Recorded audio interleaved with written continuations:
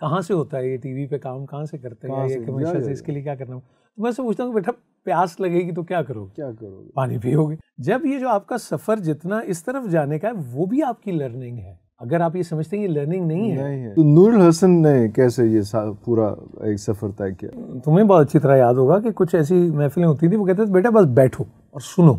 आपको कहा जाता था कि जनाब आपने ये चीज़ जो है वो होस्ट करनी है, आपको फौरन पता लग जाएगा किसी शख्स का कि आजकल ये किन लोगों में उठ बैठ रहा है, उसकी गुफ्तगू बता देगी। अरे वो मैं कंग फू पांडा में मुझे लगता है कि हर एक को देखनी चाहिए किसी भले वक्त में। वो कमाल की एक रूहानी फिल्म है। मैंने 6-7 साल की उम्र में भी एक मोहब्बत सौ अफसाने शायद देखा हुआ है। क्या है कि जब जिस्म ही सारा जलता हो तो दामन दिल को बचाएं क्या।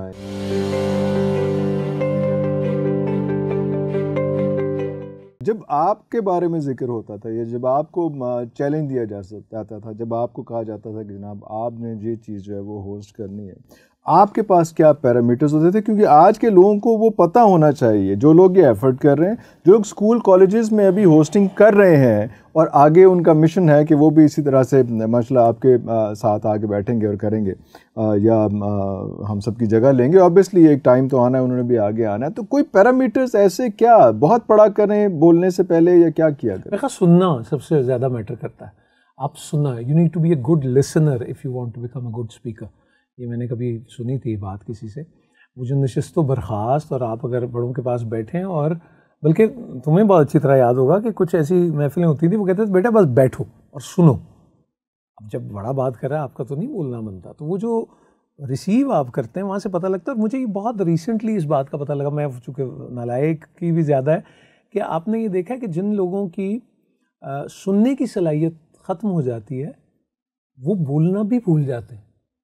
अरे शायद तुम्हें भी ना अंदाजा हो, यानी अगर आपकी वो गोयाई और वो जो है तो वो फिर उससे वो भी अफेक्ट होती है। तो इसका मतलब है कि वो जितना अंदर वो आप फीड इन होगा वही फिर बाहर आएगा, वही बाहर आएगा। जैसे पिछले दिनों में ये बात होने लगी, मैं भी कह रहा था किसी से कि आपको फौरन पता लग जाएगा किसी शख्स का कि आजकल ये किन लोगों में उठ बैठ रहा है, उसकी गुफ्तगू बता देगी। अरे आप कहेंगे हाँ यार कितने आजकल कितने बेटा, ये तो खतरनाक गल हुई सर।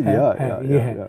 तो मुझे लगता है कि वो एक बड़ी फॉर्चुनेट बात होती है कि आपको लगे कि आप अच्छे रिसीवर आपके पास हो और वो एब्जॉर्ब हो जाए, और फिर वो कहीं ना कहीं आपके वो ताता शऊर और वो बैक ऑफ द माइंड में चीज़ आ जाती है, वो फिर कहीं नज़र भी आ जाती है मुझे लगता है।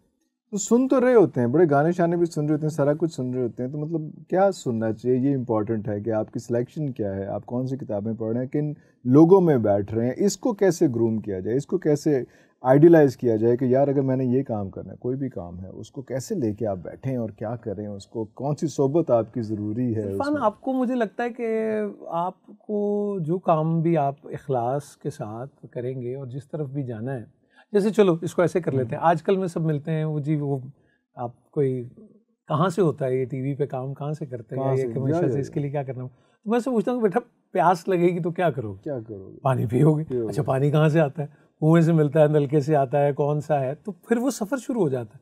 जब ये जो आपका सफ़र जितना इस तरफ जाने का है वो भी आपकी लर्निंग है। अगर आप ये समझते हैं ये लर्निंग नहीं है तो ये तो नहीं है। और ये मोहब्बत और ये ताल्लुक़ कुछ इस तरह होता है, इसको अब अगर समझे कोई लाहौर वाले ख़ास तौर पे, कि आप सुबह दोपहर में, जून का महीना है, अम्मी अब्बा जी ने कहा है कि पतंग उड़ाने नहीं जाना और सोना है, और आपने जाना है और जूते उतारने हैं ताकि आवाज़ ना आए, नंगे पैर जाना है, पैर भी जलेंगे, फिर जब आधा एक घंटा पतंगबाजी की होगी तो चेहरा सुर्ख भी हो जाएगा, तो शाम को फिर मार पड़ेगी।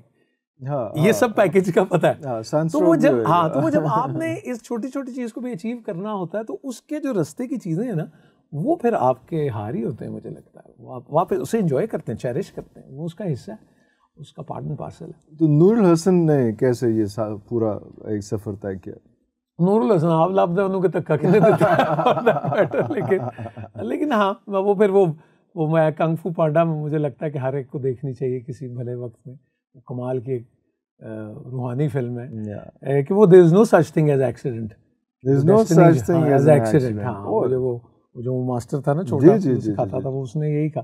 तो वो फिर आप नहीं कह सकते कि यार वो हादसाती तौर पे मैं आया, तो आपको क्या पता कि अब क्या होता है हादसा। बाबा जी इशफाक साहब कहते किसी को कि वो कहे जी मेरे साथ बड़ा अनोखा वाकया पेश है, वो कहता तो कोई बात नहीं बेटा, अनोखा वाकया भी पेश आने के लिए पेश आने के लिए आगे चलो, ओथे भी नहीं रुकी था, चलो आगे तो तो बस वो मेरा ख्याल टीवी में बहुत कीन वॉचर टीवी का रहा।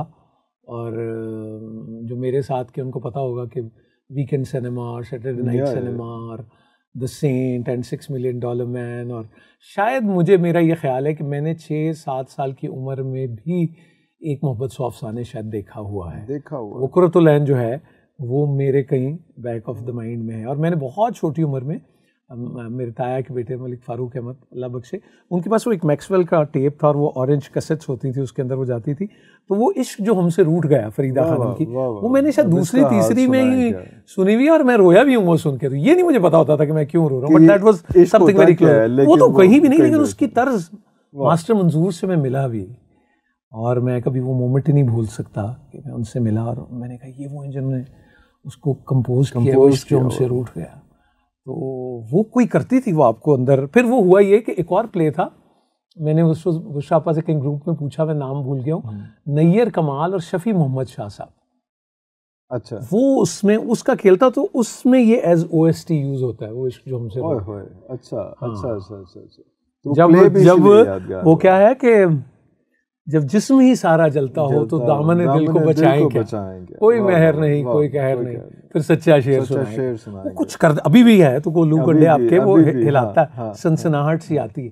तो बस वो मुझे लगता है कि वो ऐसा ही कुछ होता है ज़िंदगी में, आपको चीज़ें मिल जाती हैं। लेकिन हाँ, अगर सोचने के पॉइंट ऑफ व्यू से किया जाए, टीवी का भी करियर होगा, कभी नहीं सोचा था। तो बिकॉज अब एज आई नो कि आप क्रिकेटर भी बनना चाहते थे। क्रिकेटर का शौक था मेरा।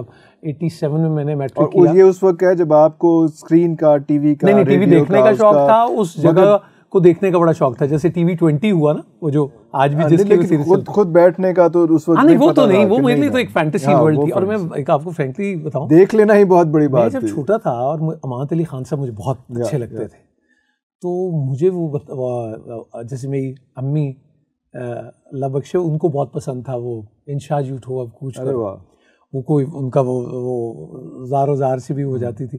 तो उनका ये तो नहीं है, तो मैं कहता था ये नहीं है तो ये कहाँ से है। और वो जो टीवी के सेट होते थे तो ये मेरे दिल में है, अब सारे इस पे को माफ़ मुझे कर दे, तो मैं समझता था ये कब्र की बड़ी खूबसूरत जगह है जहाँ ये इतना अच्छा कुर्ता पहन के बैठे और ये यहाँ गा रहे। लेकिन ये मुझे नहीं पता था कि टेलीकास्ट ये अकली, लेकिन ये डर था कि ये बात मैं किसी से कैसे कहूँ, तो किसी से नहीं कही कभी कि भाई वो अमानत अली खान है, उस्ताद अमानत अली खान, और आ मेरे प्यार की खुशबू मंजिल पे तुझे पहुँचाए। और वो ऐसे ही कोई फैंटेसी सी एक थी।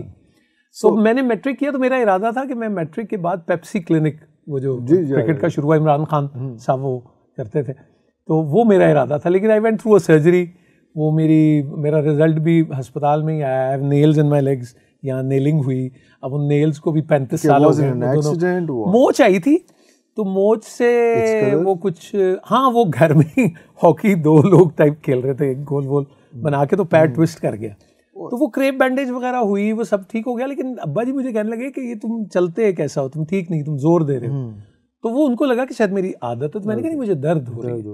तो वो अब जब हुआ तो उन्होंने सर्जरी का, अब जब सर्जरी हुई तो अब वो मैं एक बेटा अकेला, वो इस डॉक्टर को दिखा, उस डॉक्टर को दिखा, इधर दिखा, को बोर्ड बिठा, जितना वो कर सकते थे, लेकिन सारे ही सर्जरी। तो वो एक डॉक्टर शाह, मोहम्मद अली शाह कराची वाले, उनके पास गए, तो उन्होंने, और Irfan this is so strange, हम वहाँ गए, अब उस ज़माने में फरमाने इलाही और वो टीवी ख़त्म हो जाता है, तो हम गए 8 बजे, 8 बजे बैठे हैं, वेट कर रहे हैं, तो जनाब पहुँचे तो टीवी ख़त्म।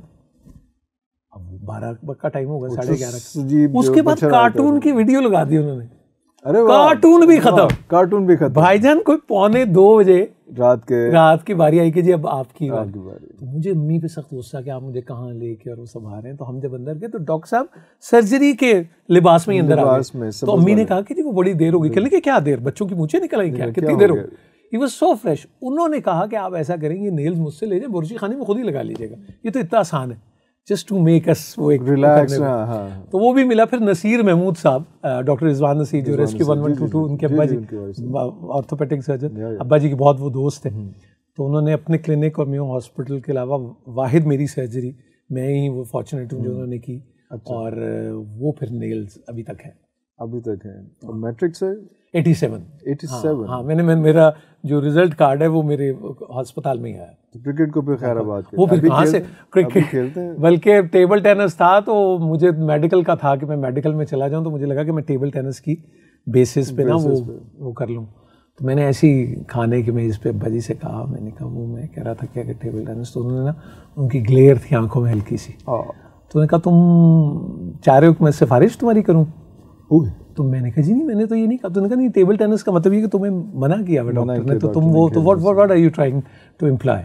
तो मैंने कहा नहीं बिल्कुल ऐसा नहीं। तो वो फिर मैथ स्टैट्स इकोनॉमिक्स में के लिए अप्लाई किया, उसमें 2 नंबर कम आए, वो 658 उसका था मेरिट, मेरे 656 आए।